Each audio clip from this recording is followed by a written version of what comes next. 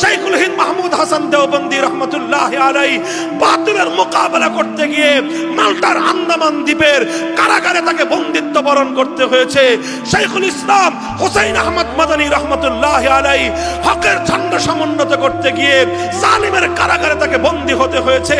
শাইখুল হাদিস আল্লামা আজিজুল হক রহমতুল্লাহ আলাইহি হকের ঝান্ডা সমুন্নত করতে গিয়ে বাতিলের সঙ্গে টক্কর দিতে গিয়ে বারবার কারাবরণ করতে হয়েছে।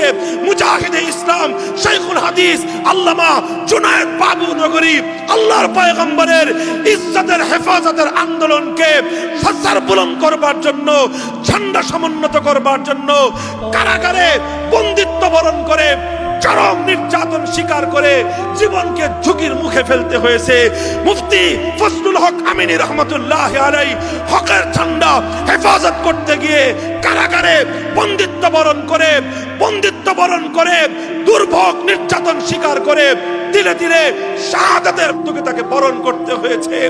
ইমামে আজম থেকে শুরু হয়েছিল, জুনায়েদ বাবু নগরী পর্যন্ত চলছে, কিয়ামত পর্যন্ত উম্মতের আলেমদের একটা শ্রেণী থাকবে তারা জীবন দিতে রাজি হবে, রক্ত দিতে প্রস্তুত হবে, দেশ ছাড়তে প্রস্তুত হবে, কারাবরণ করতে প্রস্তুত হবে, কিন্তু হকের জন্য মাথা নত না করে তারা বাতিলের সামনে মাথা নত করতে প্রস্তুত হবে না।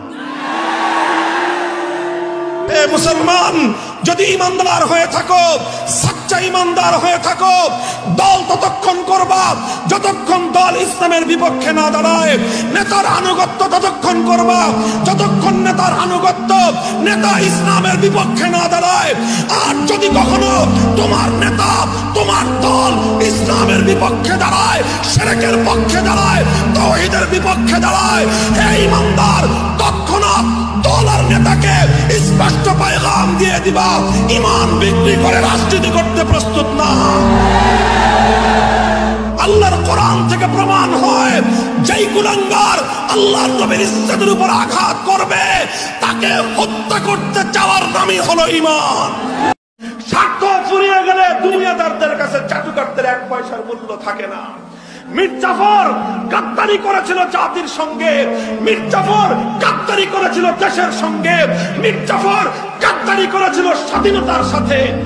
নিজের কিছু ক্ষমতার হালুয়া রুটি ভাগ বটোয়ারার জন্য।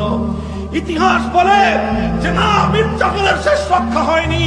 শুধু মীর জাফর নয়, বরং তার বংশানুক্রমে যারাই মীর জাফরের রক্তের উত্তরাধিকারী, আজও পর্যন্ত মীর জাফর শব্দ একটা ভয়ঙ্কর বিতৃষ্ণ একটি গালিতে পরিণত হয়েছে। সিরাজউদ্দৌলা আত্মত্যাগ স্বীকার করেছিলেন, জীবন দিয়েছিলেন, কিয়ামত পর্যন্ত এ জাতির কাছে ইতিহাসের একজন মহানায়কের মর্যাদা পেয়েছেন। প্রশাসনকে বলে দেই, খবরদার, ধর্মীয় ব্যাপারে নাক গলাবার দুঃসাহস করবেন না। পরিষ্কার ভাষায় বলতেছি, যদি শাহবাগীরা আবার নতুন করে ইসলামের বিরুদ্ধে, ওলামায়ে কেরামের বিরুদ্ধে, ইসলামের হিজাবের বিরুদ্ধে, আলেম সমাজের ধর্মীয় আলোচনার বিরুদ্ধে কোন ষড়যন্ত্রের জাল বাঁধবার চেষ্টা করে, আল্লামা আহমদ শফীর সন্তানরা আবার শাপলা চত্বরে যাবে।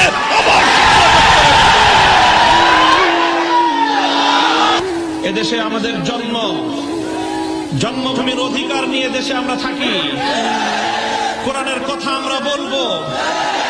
কোরআনের কথা যদি কারো শুনতে পছন্দ না লাগে, ভালো না লাগে, অন্য কোথাও চলে যেতে পারে।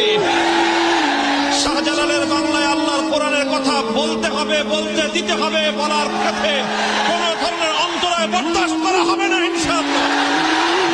আমরা বড় সরকারের চাকরি করি, যে সরকার আসমানের জমিনের সরকার, যে সরকার সমস্ত সরকারের সরকার, যে সরকার কুল কায়নাতের সরকার, ওলামায়ে কেরাম সেই সরকারের চাকরি করে।